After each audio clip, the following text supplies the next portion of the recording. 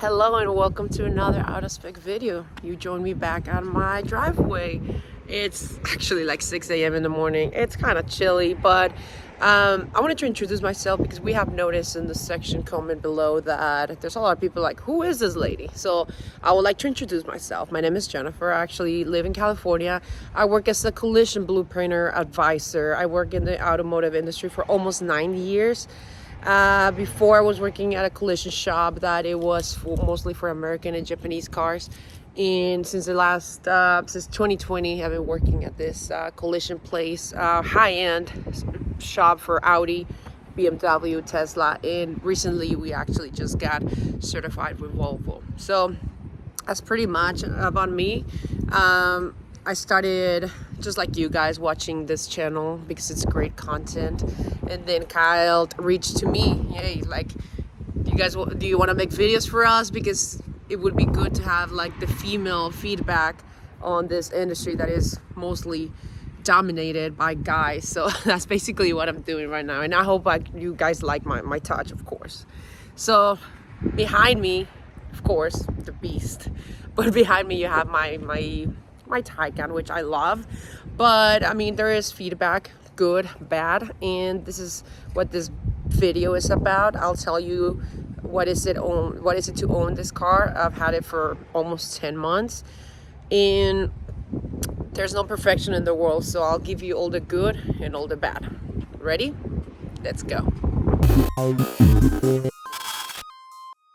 So we're gonna start with the good, and to start with some details, let's go inside the car, because this cabin is just the most comfortable thing ever. So let's start with the most basic thing, looks. Looks are subjective, and every person likes different things. That's the beauty of having different options in the market. But in my opinion, this is the sexiest EV right now. The e-tron GT is, which actually it shares the same chassis, the J1. It's a close second in my opinion, but I think this vehicle looks better than the Audi e-tron GT. From every angle where you see this car is just amazing. The quarter panel is so wide. The fenders are so wide with that air vent whenever you don't have that automatic, the opening for the charging port. I just love it. I love the way it looks. I used to have a Tesla Model 3. I was so in love with that car. I still love the brand. I would totally go back to Tesla in a heartbeat. But then I saw this car and I drove it, and it was just like, yeah, I'm sold. I need to save some serious money so I can afford this car. And so far, it's actually pretty intimidating when you see it from the distance, and I can see every person when I'm driving by. Everybody's looking at it. It's just like very attractive vehicle, and I love it. So I work in the collision industry, so that means that I get to work a lot of vehicles, all sorts of brands, and I get to experience new drives and different vibes. So next topic is actually the drivability. What is it like to drive this car? Let's go on a little drive so I can explain to you what do I love about driving this car. First of all, I'm gonna turn on the little electric motor sound that is actually an option with Porsche for $500. So listen to it. So I'm gonna drive. Well,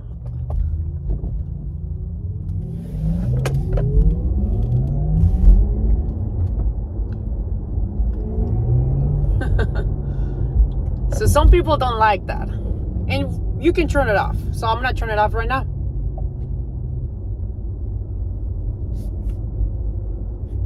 Nothing, just natural motor sound. Or you can turn it on.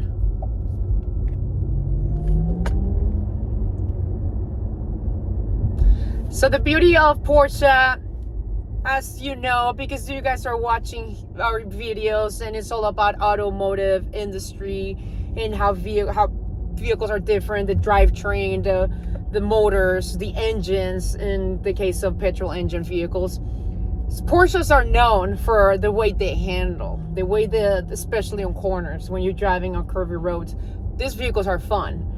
You have the ability to change the suspension, the stiffness of the dampers. It just drives and handles like a dream, and that is the biggest thing that I love the most.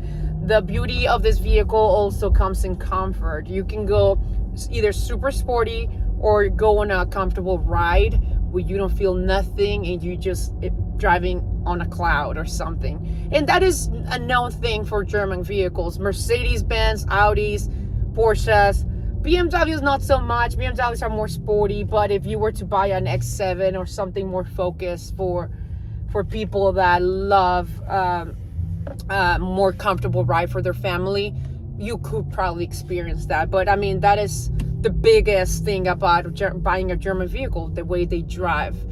It's not the fastest vehicle. This is a rear-wheel drive. As you know, in 2020, this vehicle was launched, and the 4S was the cheapest available model. Ever since 2021, they were like, okay, we're gonna release a rear-wheel drive, which thank God they did that. Nobody wants to drive a four-wheel drive. So they released a rear-wheel drive, which is this model. Then there's a 4S. Then they decided to also release a GTS, then the Turbo, and then the Turbo S. And of course, we all know there's variants with the Cross Turismo, Sports Turismo. It's just all sorts of things. This vehicle as option was $105, $105,000. I wish $105, maybe for the little replica from Hot Wheels. And that's the thing about Porsche. As you can see, I have the little logo in the headrest. That's an option. That's like $500. I have the panoramic roof. They call that the premium package. It comes with the ambient lights. It comes with this electric sport motor sound, which, let me turn it off again. There you go. Nothing. Let's go in silence. So there's a lot of options that you can add. And I know I'm gonna get a lot of people commenting like, yeah, you can buy 2 Teslas for the price of that, and it's way faster. It's not about the 0 to 60, at least not to me as a consumer. It's about the experience. This vehicle feels wide. This vehicle feels safer. And it's just, there's no sound coming from anywhere, no wind noise. It's just a nice place to be. This seat is so comfortable, and it's not even the highest option in the whole Porsche system. It's actually a decent one of the freebies. I just wanted beige. I wanted anything but black, but it's so comfortable, and there's so many options. You can extend your little seat, especially for tall people. There's so many options. So yeah, at the end it was $105,000 plus taxes, and that was the MSRP and all of that good stuff. But if you were to order it with no options whatsoever, you can totally buy this car for like, I think 84. I think they just increased the price. It was 79, and they just increased it just because that's the market that we live at. Everything is going up due to the inflation. But yeah, I mean, you can option this vehicle, or you can order this vehicle with no options at all, and you could probably buy it for less than $90,000 plus tax, of course. We can't forget about those taxes. So let's talk about speed. Yes, this vehicle is a 2-speed transmission. It's so rare in EVs, but it has a 2-speed transmission, which is fine. I'm used to it. When it comes to speed, it's slower, way slower than a Tesla dual motor, Tesla Model 3. That's what I had. When I drove it, I was just like very disappointed because I was expecting better acceleration, even though I already knew in paper that it was not going to be the fastest. But yeah, for sure, it is slower. I think 0 to 60 in 5.1 seconds versus Tesla, which is like 4.2, the dual motor, not the performance. It's fine. It's still plenty fast. I wish it was faster for sure, but there's more options. There's different models. The 4S, probably the GT is a sweet spot. It's way out of my range. I don't have that kind of money just to get a second less of speed for that 0 to 60. It's still plenty fast. It's still plenty fun. And when it comes to range, this is a beautiful surprise. German vehicles are known to under promise and over deliver. So I option for the normal standard battery. There is a way that you can order the big battery, but I optioned with just the basic one. Wanted to save my money, whatever. And I know how German vehicles are. I've been working for certified Audi and BMW certified collision shop, so I know how they are. And so one of the things that I was very curious is that, all right, let's actually see if the EPA, which is promised for 200 miles, is actually accurate, and it is not. So we've been taking it to multiple road trips. I actually recorded one for my personal channel. We took it to Yosemite, and we did all sorts of tests on the way back, and you gain a huge elevation going up to the mountains here in California. And overall, in my experience, even though the EPA from Porsche is promised for 200 miles, it's actually, I get easy 250. And I actually have aftermarket wheels. They're not the original OEM wheels that come with the vehicle, the aero wheels, they call them, the 20-inch aero wheels. I just dislike the look of those wheels. I'm pretty sure I probably would get better range even, but I just don't like those wheels. And honestly, at least with me, at least in my experience and in my personal preference, due to the way that I live, range is not king. There is plenty of stations. This car charges like a beautiful beast. It charges so fast that whenever we take it on long road trips, it's not really that important for us. And it's just 250 miles on a single charge. It's plenty of juice for my daily needs, even for trips. Now, one of the coolest things, one of my favorite things is actually the ambient lights. And for that, let's go to the nighttime. I actually recorded this before this video, so we'll be back.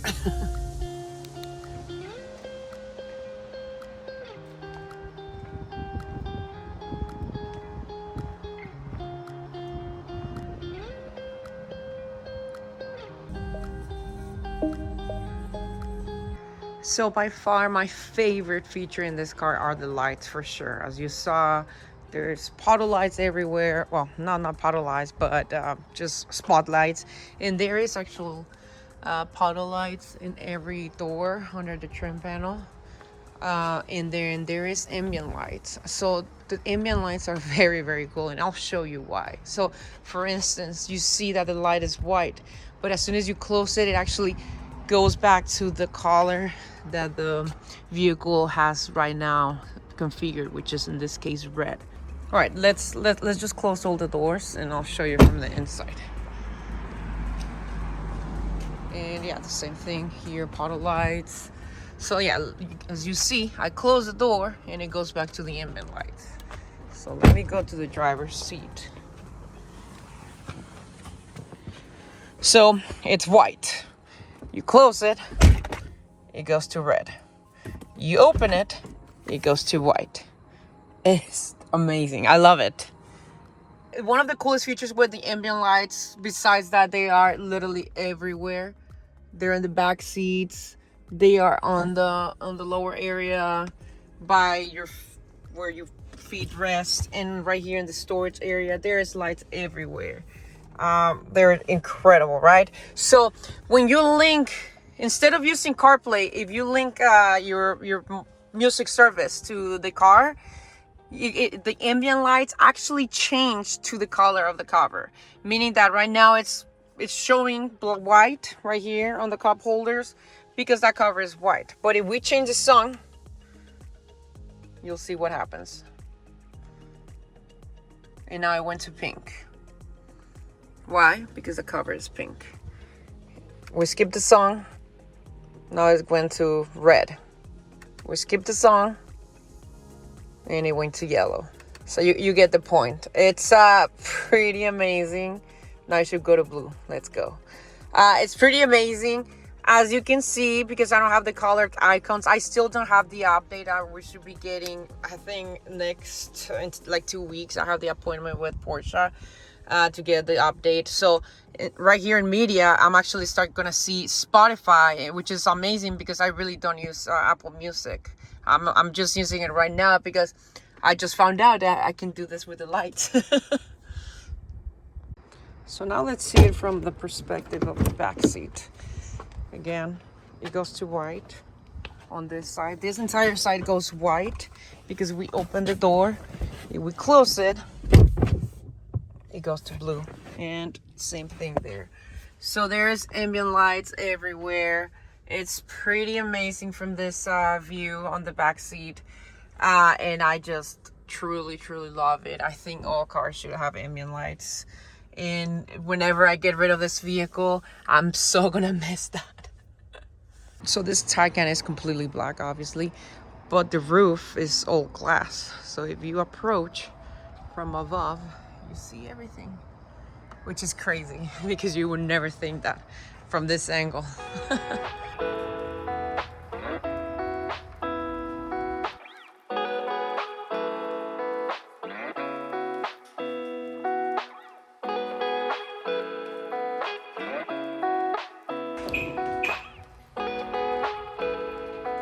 Let's talk about the things I don't like. First of all, the PCM. PCM stands for Porsche Communications Manager, which is basically the name of the user interface that we get here. It's lagging, and let me show you some of that action. So first of all, I'm actually still in the old one. I'm supposed to get the new PCM next week, and I'm supposed to get it because even though Porsche promises over-the-air updates, you don't really get over-the-air updates. Sorry, I wish I could say the opposite, but reality is that the updates over the air, they're non-existing.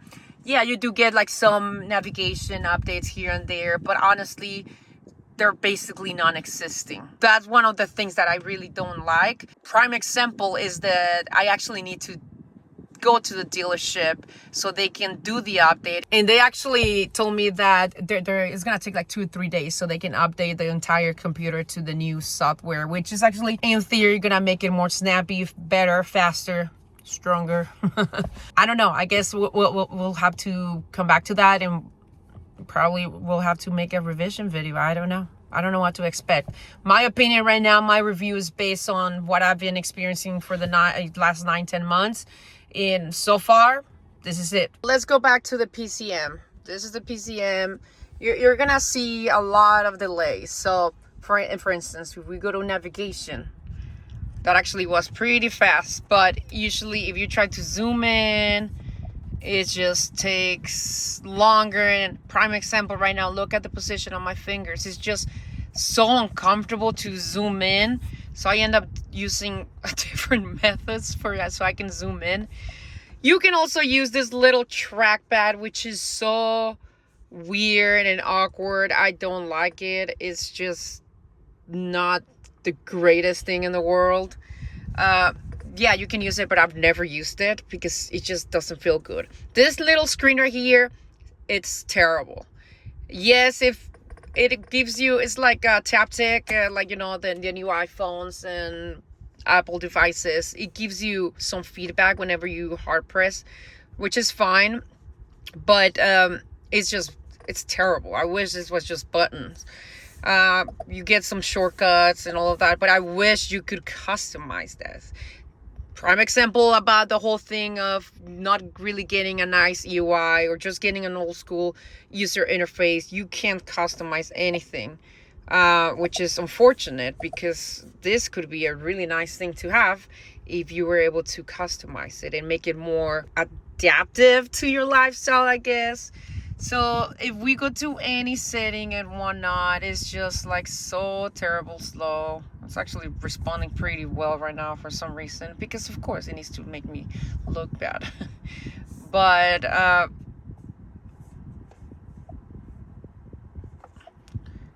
we go from setting to setting, this and that.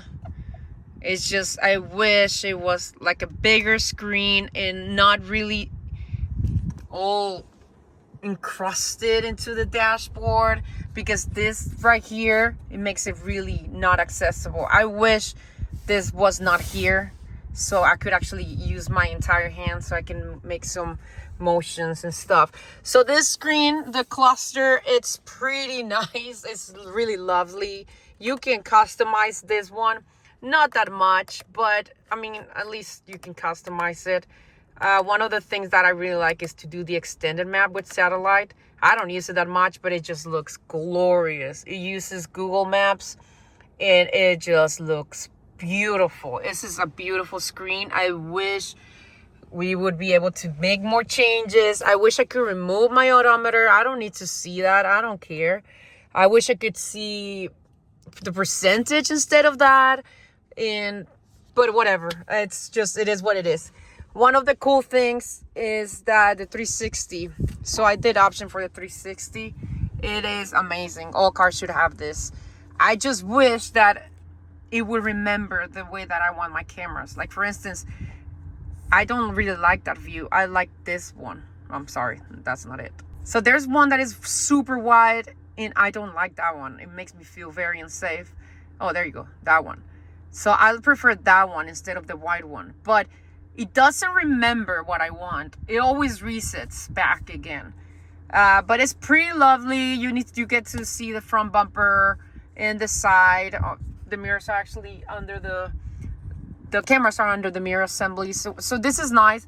I wish the car was not white. I wish it was black. I mean, come on, this is just so basic. And this little guy right here, it's okay. It doesn't really bother me that much. I know that there's a lot of people that dislike that. It doesn't bother me.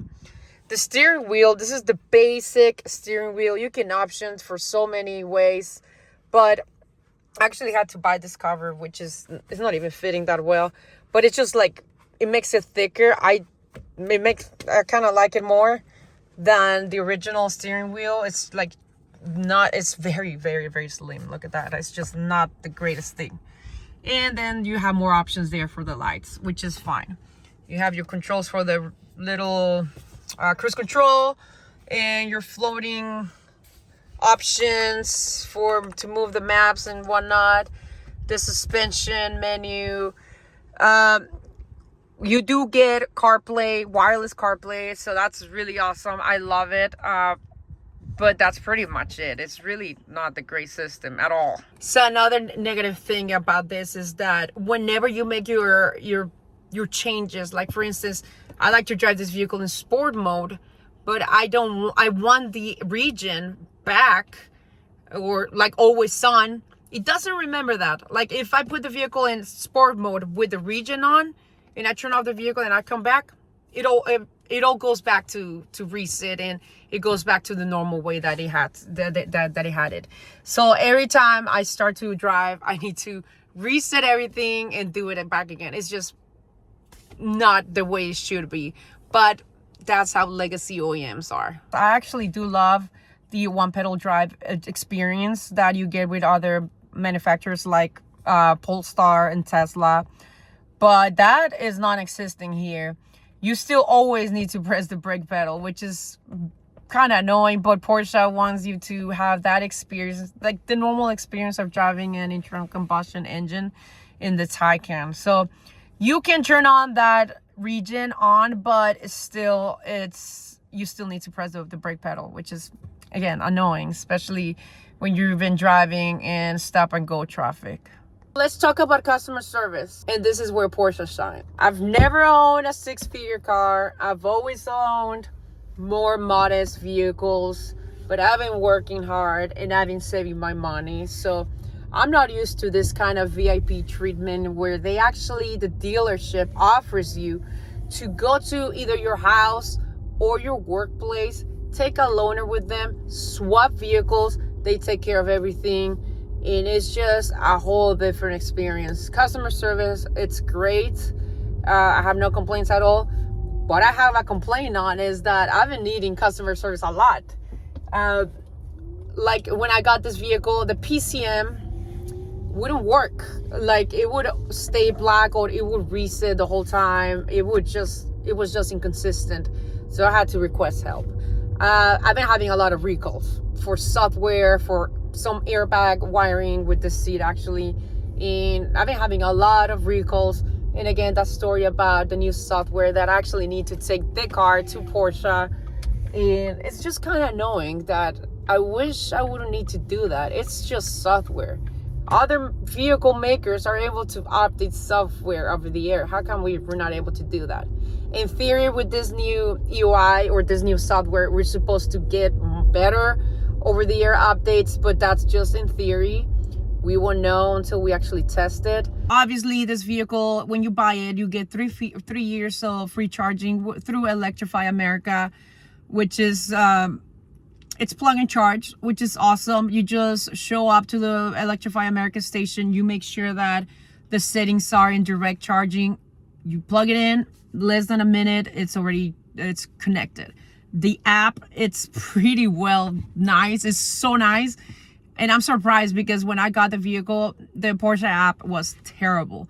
But they redeveloped a new app and it's pretty nice. You get real update like regarding with the PSI on the wheels, and regarding the battery, you can change your timers, you can direct charge from the app. So whenever you plug in your car to the Electrify America station, you get this notification that, okay, we have started. And if it's like around the 25th minute, you get a notification like, hey, we give you 30 minutes of free charge. So if you don't unplug in 5 minutes, we're going to start charging you. Usually I know that. So usually what I do, if I need more juice, I just disconnect and plug back in and I maximize that. So I've been able to use Electrify America with no problem at all. We've been everywhere in this state and it's been really nice. I have zero complaints with Electrify America. I know it's one of the biggest selling points to buy a Tesla, but for me, Electrify America has been wonderful, and you find a lot of free charging as well here through Volta or ChargePoint. So it's just a matter of downloading like PlugShare or whatever, so you can find more options. And home charge, of course, I have my home charging here, and we have the benefit of having our solar panels, so we get to charge directly from the sun. And what, like we've said in this channel before, the Taycan is our charging beast. You just need to make sure that you precondition that battery and it charges like a dream. This is one of the cool things. Whenever you get home, the home link automatically appears. So you just keep it pressed and boom. One thing that I really hate, even though this vehicle is German made and everything is just perfectly done, this little guy right here is kind of flimsy. It's just, it doesn't stay up. It's terrible. Also, the wireless charging, let me just remove all the stuff. The wireless charging for your phone, I never use it. It's horrible. It actually heats up the phone and it's really hard to get it in the right position, so I never use it. There is plenty of USB Type-Cs though. Plenty of options, so that's awesome. There's another 12 volt here. And one of my favorite things, actually, now that we're talking about things that I dislike when it comes to charging the phones, we have 2 USB Type-Cs under the seat. This is actually the one that I use because it doesn't affect nobody, and it actually looks pretty nice. I bought more cables just in case more people need to charge. Now, how is storage in this car? So it's pretty nice. So you actually have that little kick thingy, my Gigi. That's, I don't know exactly. There you go. I don't use it that much, to be honest. But yeah, there is plenty of space. Some coveys there. And more storage there. The front is pretty nice.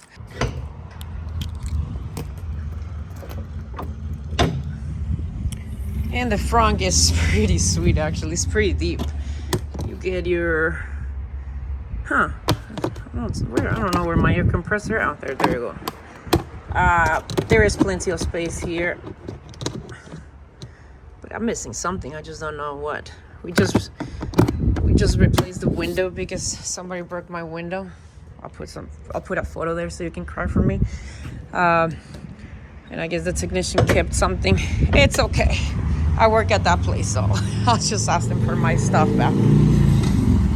So there you have it. This is the vehicle that I currently drive. It is a dream come true to be able to drive this. I'm not gonna lie. It's still, it makes me very happy. It's a beautiful machine. Now the question is, would I buy this again, knowing what I know so far? Software, it's lacking for sure, and I wish over-the-air updates were real with the Volkswagen Group, but they're not. But honestly, I totally would buy this car again. I love it. It just looks perfect. I wouldn't choose black again. I don't like black, and you clean it, you wash it, and it gets dirty after 20 seconds, but it just looks mean. It looks really good. I'm probably not gonna keep it for too long just because of the way that I am. I like cars, I like all of them, but I can't afford all of them. So the way I've been doing this all my life is that I drive something, I enjoy it, then I flip it or sell it or whatever. And currently with the market, you can do that, absolutely can do that with no problem. So I'm probably gonna do that. I'm considering getting a Model Y Performance just because of the space and because it's a more affordable vehicle and I will be able to pocket some cash in exchange. But honestly, the car that I would love to get is the Rivian. It just seems that it's gonna be impossible just because there's no Rivians. And even though I've had an order for like 2 years, it doesn't seem that that's gonna happen anytime soon. It seems like a 2024 thing. I don't know how some people have been able to get it sooner than that. That's awesome, good for them. But I really don't see Rivian happening anytime soon. And right now with all the credits with EV market and blah blah, it keeps getting more complicated than ever. But you'll never know. I might keep it for now. I might buy it. I might sell it. I might trade it in. I don't know. But for now, this is my whole customer experience.